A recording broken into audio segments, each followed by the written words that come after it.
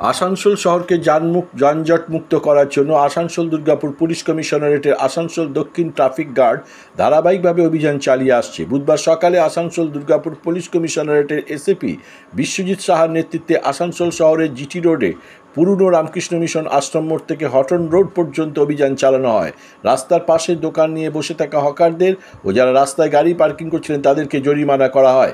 এই বিষয়ে বিশ্বজিৎ সাহা বলেন, ট্রাফিক গার্ড সময়ে সময়ে এই ধরনের অভিযান চালায়। এদিন আশ্রম মোড় থেকে হটন রোড পর্যন্ত এই অভিযান চালানো হয়। পুলিশের এই অভিযানকে সাধারণ মানুষেরা স্বাগত জানিয়েছেন। যারা রাস্তা দখল করে দোকান করেছিলেন তাদেরকে সরিয়ে দেওয়া হয়েছে। যারা রাস্তায় গাড়ি পার্কিং করছিলেন তাদের জরিমানা করা হয়েছে।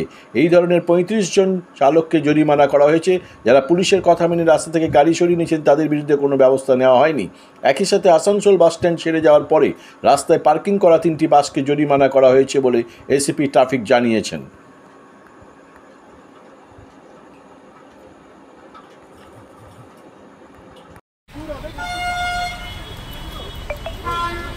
যেখানে ফাঁকা পাবো সেখানে দাঁড় পাবো।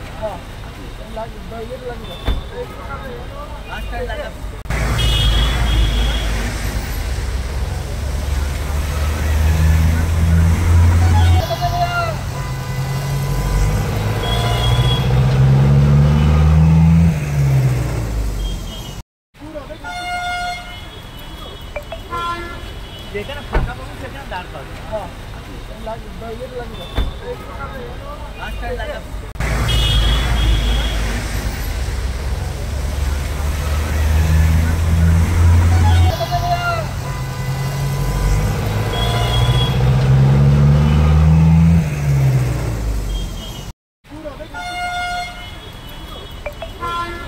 যেখানে ফাঁকা পাবো সেখানে দাঁড় পাবো।